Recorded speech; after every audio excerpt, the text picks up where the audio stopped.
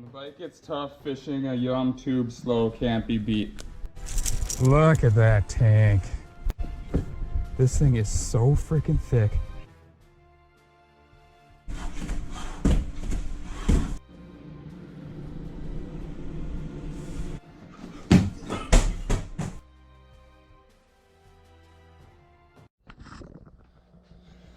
Hey guys, so today I opened a box with a new rod in it, and I'll get to that in a second, but this was my old rod here. It's a spinning rod I have, a Fenwick HMG. I've had this rod for probably 6 or 7 years and I really like it. But I was fishing offshore a couple weeks ago and I had probably what seemed like a 2 or 3 pound bass on, and it broke my line. 20 pound test with a 14 pound test fluoro leader. And I was like, and it didn't break, it broke like in the middle of the line. I kind of figured maybe I just had a weak spot.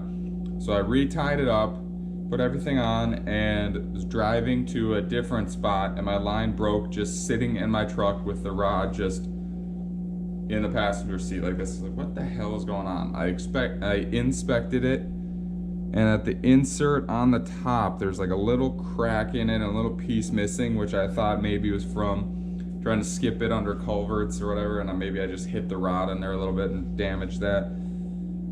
I was like, could that really be why the line is breaking? So I had the line threaded through like this. This is 20 pound test braid, Power Pro, and let's see if I can do it here. I'm not keeping the line very tight, but so I rubbed the line on the eye along that broken part, and look at that, just it's sharp enough to freaking break it. So I thought I could just like replace the tip right here, but it's kind of in a weird spot.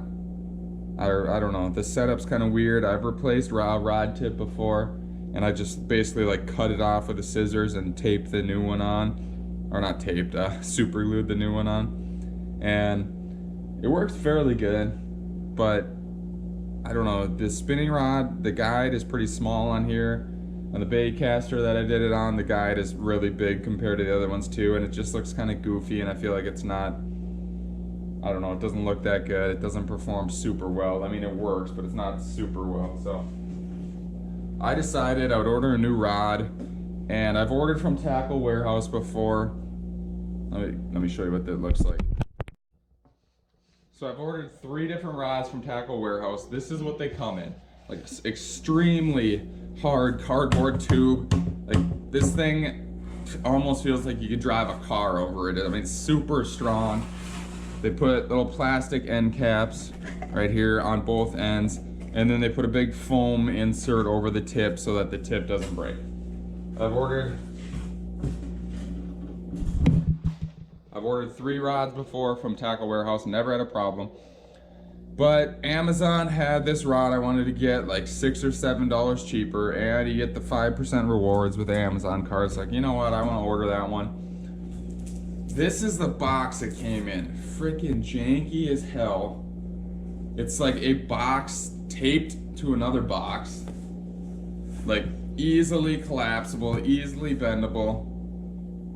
And this is how terrible of a job they did. The tape right here, I have not opened it here. I opened it at the one end. This, you can slide open and close, which obviously is not good for a freaking fishing rod.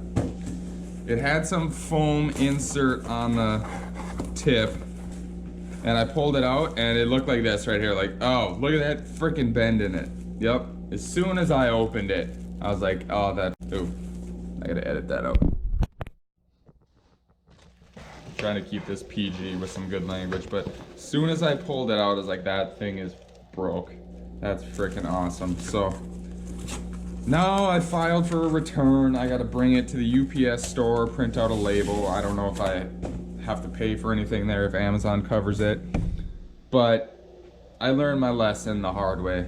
Don't order rods from Amazon. I've looked at rods on Amazon before. They have a good selection of rods, and a lot of them you'll see it's like 3.5-star reviews, and there'll be a bunch of 5-star reviews. Like, it's such a great rod, good price on here, whatever. Rod is sensitive, rod is great, I love the rod. And then you go to like the 1-star reviews and it says tip arrived broke or whatever. rod was broke, tip was broke off.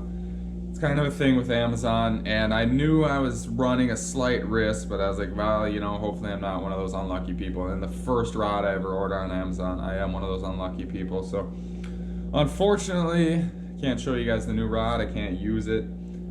It was a 7-1 medium action Daiwa Fuego to pair with my Daiwa Saltus back bay here. Freaking disappointed about it. It's cold as hell lately. Just to give you an update on the fishing, I fished a couple days at Mille Lacs in Minnesota here. Did not catch a single fish. Half the time the lines were freezing because it was so cold. We did some trolling for muskies. Bunch of other people out there. I mean, by a bunch, I mean like 6 or 7 other boats out there fishing muskies. Apparently it's a good time of year, but we did not get any, so kind of a bummer. But I think maybe I'm gonna try to get out on the paddleboard one more time this year in a couple days. It looks like it might hit 42 degrees, so I'll see if I can catch some bass, pike, maybe walleye, whatever. But that's probably gonna be the last trip of the year unless I do a couple river ones on the Mississippi for smallmouth. So fishing season's kind of coming to an end here until ice fishing. I'm hoping I can make some ice fishing videos for you guys, but I don't know how the GoPro is going to handle the cold weather. I usually don't set up an ice fishing house. I usually just go out there and try to set up outside, and usually you want it to be over 32 degrees so your line isn't constantly freezing for that. So hopefully the GoPro will handle that okay.